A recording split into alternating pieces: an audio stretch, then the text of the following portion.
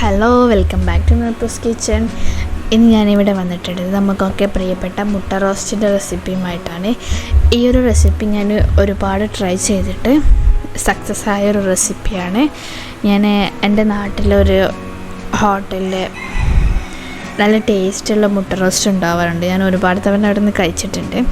അപ്പോൾ ഞാൻ അതുപോലെ ഉണ്ടാക്കാൻ ഒരുപാട് ട്രൈ ചെയ്തിട്ട് പിന്നെ അവസാനം അവരോട് തന്നെ ചോദിച്ചിട്ട് ഉണ്ടാക്കിയൊരു റെസിപ്പിയാണിത്. അപ്പോൾ എല്ലാവരും വീഡിയോ സ്കിപ്പ് ചെയ്യാതെ മുഴുവനായിട്ടും കാണുക. അതുപോലെ തന്നെ ഈ ചാനൽ ഇതുവരെ സബ്സ്ക്രൈബ് ചെയ്യാത്തവരുണ്ടെങ്കിൽ പ്ലീസ് ഒന്ന് സബ്സ്ക്രൈബ് ചെയ്യണേ. അപ്പോൾ നമുക്ക് നേരെ മുട്ട റോസ്റ്റ് ഉണ്ടാക്കി തുടങ്ങാം. അപ്പോൾ ആദ്യം ഞാനൊരു പാനിലോട്ട് വെളിച്ചെണ്ണ ഒഴിച്ചിട്ടുണ്ട്. വെളിച്ചെണ്ണ തന്നെ ഒഴിക്കണം.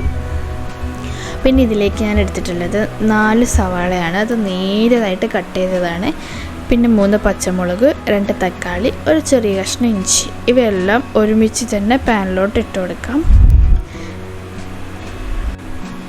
ഇനി ഇതിലേക്ക് ആവശ്യത്തിനുള്ള ഉപ്പും കൂടി ചേർത്ത് കൊടുത്ത് നന്നായിട്ട് മിക്സാക്കി നമുക്ക് അടച്ച് വെച്ച് ഇത് നന്നായിട്ട് വേവിച്ചെടുക്കണം. എങ്കിലേ നമ്മുടെ മുട്ട റോസ്റ്റിന് അതിൻ്റേതായ ഒരു ടേസ്റ്റ് കിട്ടത്തുള്ളൂ. അപ്പോൾ ഇത് ഇടയ്ക്കൊന്ന് തുറന്ന് നോക്കിയിട്ട് ഒന്ന് ഇളക്കി കൊടുക്കുക. അപ്പോൾ കുറച്ചുകൂടി വേവാനുണ്ട്. അപ്പോൾ ഞാൻ അടച്ചു വെച്ചിട്ട് കുറച്ച് സമയം കൂടി കുക്ക് ചെയ്ത ശേഷം നന്നായിട്ട് സോഫ്റ്റ് ആയിട്ടുണ്ട്. തക്കാളി ഉള്ളിയൊക്കെ നന്നായിട്ട് വഴണ്ട് വന്നിട്ടുണ്ട്. ഇനി ഇതിലേക്ക് 1/4 ടീസ്പൂൺ മഞ്ഞൾപ്പൊടി, 1.5 ടേബിൾ സ്പൂൺ മുളക് പൊടിയാണ് ഞാൻ ചേർത്തത്. അപ്പോൾ നിങ്ങളുടെ എരിവിനും കളറിനും അനുസരിച്ചിട്ട് മാറ്റം വരുത്തുക. 2 ടേബിൾ സ്പൂൺ മല്ലിപ്പൊടി ചേർത്ത് കൊടുത്തിട്ടുണ്ട്. അതുപോലെ തന്നെ 1 teaspoon chicken masala, 1/2 teaspoon garam masala, ഇവയൊക്കെയാണ് നമ്മൾ ഇതിലേക്ക് മസാലപ്പൊടിയായിട്ട് ചേർക്കുന്നത്. ഇനി ഇതൊക്കെ നന്നായിട്ട് അതിൻ്റെ പച്ചമണം മാറുന്നത് വരെ മിക്സാക്കി എടുക്കാം. നന്നായിട്ട് മിക്സാക്കിയ ശേഷം ഞാൻ ഇതിലേക്ക് 2-3 തണ്ട് കറിവേപ്പില ചേർത്ത് കൊടുക്കുന്നുണ്ട്. കറിവേപ്പില ചേർത്തത് ഒന്ന് ഇളക്കി കൊടുത്തതിന് ശേഷം ഒരു 1/4 കപ്പ് വെള്ളം ചേർത്ത് കൊടുക്കാം. ചൂടുവെള്ളമാണ് ചേർത്തിട്ടുള്ളത്, പച്ചവെള്ളം ചേർക്കരുത്.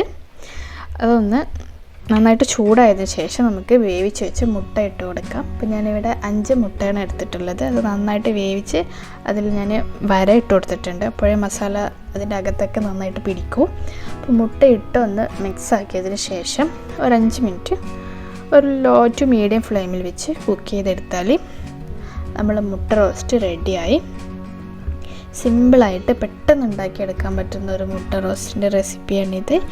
അപ്പോൾ ഇതിൽ ആ ഉള്ളി ഒന്ന് വഴണ്ട് വരുന്ന സമയം മാത്രമേ നമുക്ക് ആവശ്യമുള്ളൂ. പെട്ടെന്ന് റെഡിയാക്കി എടുക്കാൻ പറ്റുന്ന ഒരു മുട്ട റോസ്റ്റാണ്. എല്ലാവരും ട്രൈ ചെയ്ത് നോക്കുക. നിങ്ങൾക്ക് ഈ വീഡിയോ ഇഷ്ടപ്പെട്ടിട്ടുണ്ടാവുമെന്ന് കരുതുന്നു. വീഡിയോ ഇഷ്ടപ്പെട്ടെങ്കിൽ ലൈക്ക് ചെയ്യുക, ഷെയർ ചെയ്യുക, അതുപോലെ തന്നെ കമൻറ്റ് ചെയ്യുക.